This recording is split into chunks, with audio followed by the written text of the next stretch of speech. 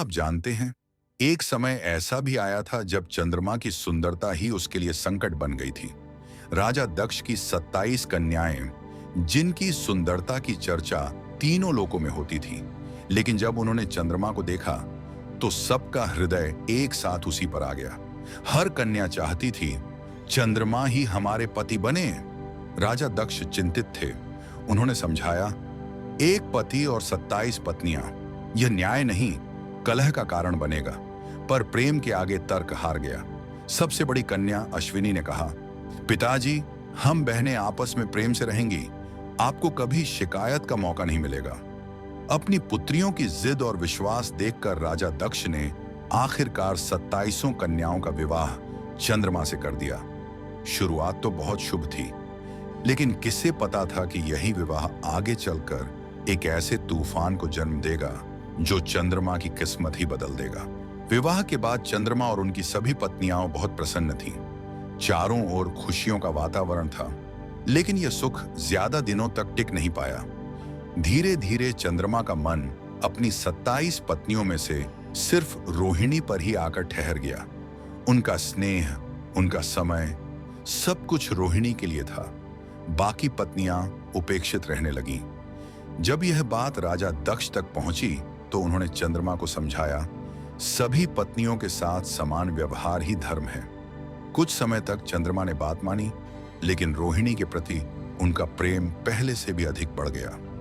अन्य पुत्रियों के दुख से व्यथित होकर दक्ष ने फिर चंद्रमा से बात की, पर इस बार चंद्रमा ने इसे अपना निजी विषय बताकर दक्ष का अपमान कर दिया। दक्ष कोई साधारण राजा नहीं, प्रजापति थे, जिनका अनादर कोई देवता भी नहीं करता था।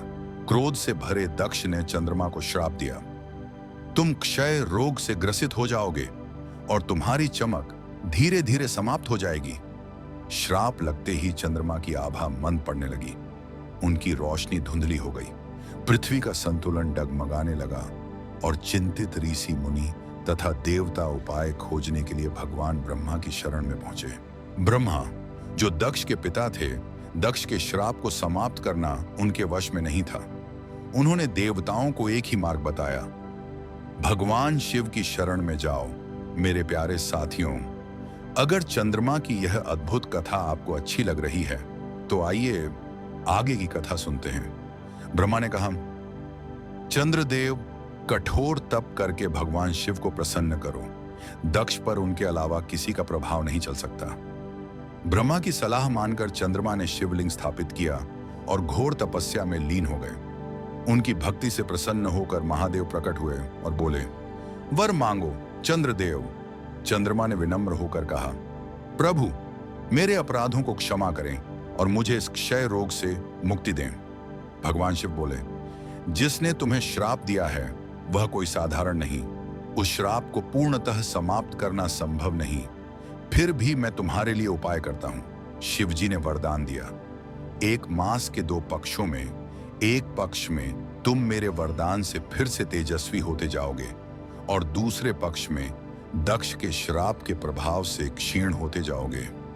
तभी से चंद्रमा शुक्ल पक्ष में बढ़ते हैं और कृष्ण पक्ष में घटते जाते हैं। चंद्रमा की कठोर स्तुति से प्रसन्न होकर महादेव जिस स्थान पर निराकार से साकार हुए, देवताओं ने वहां पूजा की और वही पवित्र स्थान आगे चलकर गुजरात के सौराष्ट्र में स्थित सोमनाथ ज्योतिर्लिंग के नाम से प्रसिद्ध हुआ।